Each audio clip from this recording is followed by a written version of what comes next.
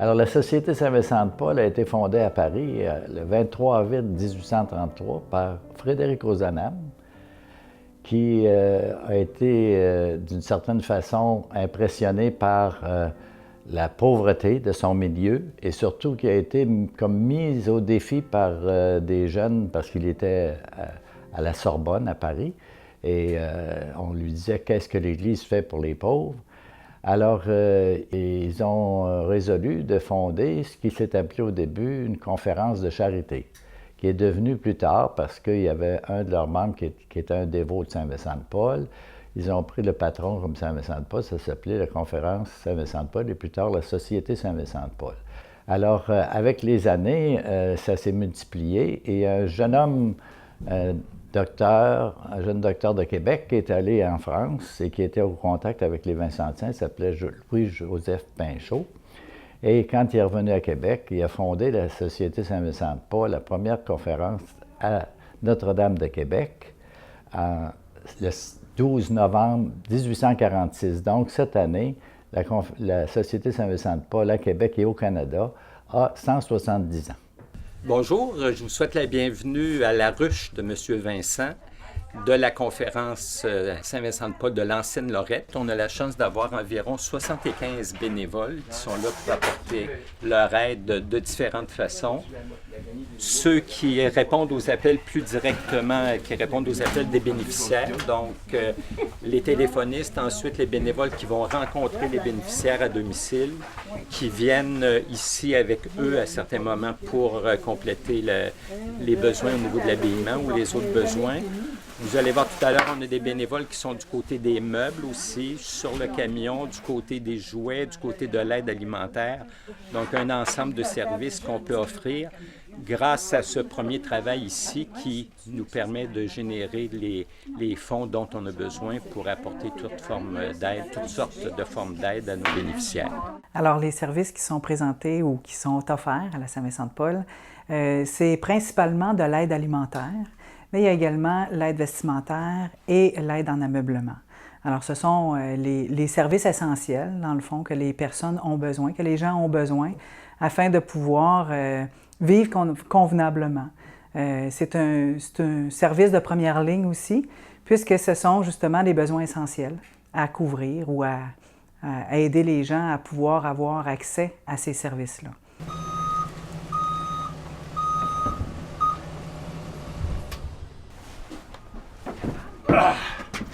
Un peu là. Oui, il est pesant.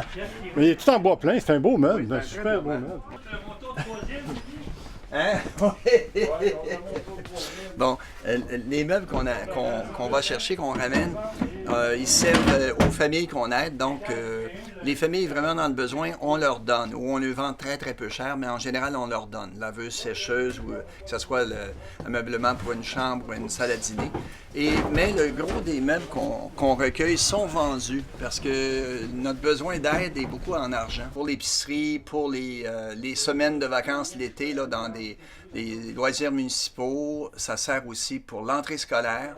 Fait que les paniers de Noël aussi. On travaille assez fort sur le camion, mais on est prêt à forcer parce que ça rapporte à nos familles locales. Puis on aide aussi même des fois d'autres Saint-Vincent-de-Paul. Puis ça nous fait plaisir de le faire.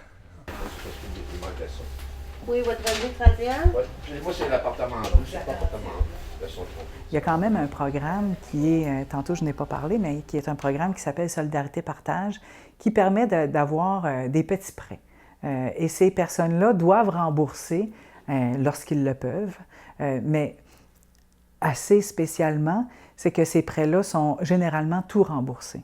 Alors, on a aussi un programme qui s'appelle le programme Opération Bonne Mine, qui vient en aide aux familles, aux enfants surtout, aux enfants de familles défavorisées, pour leur permettre d'avoir une aide à la rentrée scolaire. Et il y a aussi des bourses de persévérance qui sont avec ce programme-là. Les bourses de persévérance, ce sont vraiment pour des enfants qui ont eu des difficultés académiques, mais aussi des difficultés comportementales. Et ces bourses-là sont vraiment en lien avec la persévérance scolaire pour éviter le décrochage scolaire. Et on a également la possibilité de pouvoir remettre des ordinateurs portables grâce à un partenariat avec l'Université du Québec. Dans 4 conteneurs qu'on a à différents endroits dans l'Ancienne-Lorette, on reçoit les articles usagés que les gens de l'Ancienne-Lorette nous donnent. Vêtements, articles de cuisine, volume de lecture, bijoux et j'en passe, des chaussures aussi. Donc, s'il y a 3 matins par semaine où un bon groupe de bénévoles se retrouve pour fouiller dans les sacs qu'on reçoit et faire le tri des articles qui sont utilisables, qui sont encore utilisables, qui sont propres pour être remis en vente. Le deuxième programme complémentaire que l'on a, c'est le programme des roulottes. Les roulottes, le Marginal et la Bohème. Les deux ont 2 objectifs différents. La Bohème est beaucoup plus à titre préventif dans les parcs de certains arrondissements de la Ville de Québec. Et elle est là elle a une présence auprès des jeunes pour faire de la prévention, puis aussi permettre d'avoir une certaine sécurité dans les parcs. La deuxième roulotte est la Marginale.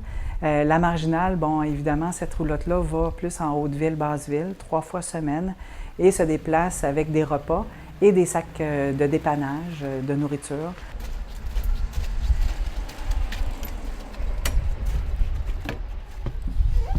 Donc, on part avec un bénévole, de la nourriture, des sacs à lunch, les intervenants. Puis, on s'en va rencontrer des jeunes de la rue, dans le fond, qui sont en situation d'itinérance. Donc, soit ils vivent dans la rue, soit ils sont instables au niveau résidentiel. Donc, ils peuvent dormir là, chez des amis une journée, chez un ami une autre journée. On rencontre aussi plusieurs femmes qui font de la prostitution.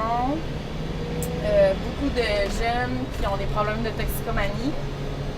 La Saint-Vincent-de-Paul, la mission, c'est de soulager la pauvreté. Donc, nous, on se concentre vraiment sur qu'il y ait un revenu, qu'ils puissent avoir de la nourriture, un toit.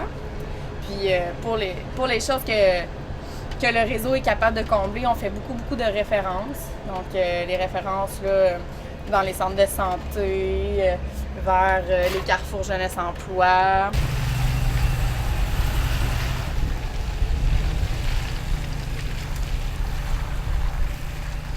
La clientèle de la Saint-Vincent-de-Paul, ce sont des personnes qui sont très diversifiées, effectivement, autant des jeunes que des enfants, que des adultes, particulièrement des adultes seuls. Alors, une personne qui se retrouve seule, n'a pas de réseau social autour de elle, a beaucoup de difficultés aussi lorsqu'elle a une problématique, elle n'a pas personne vers qui elle peut se tourner.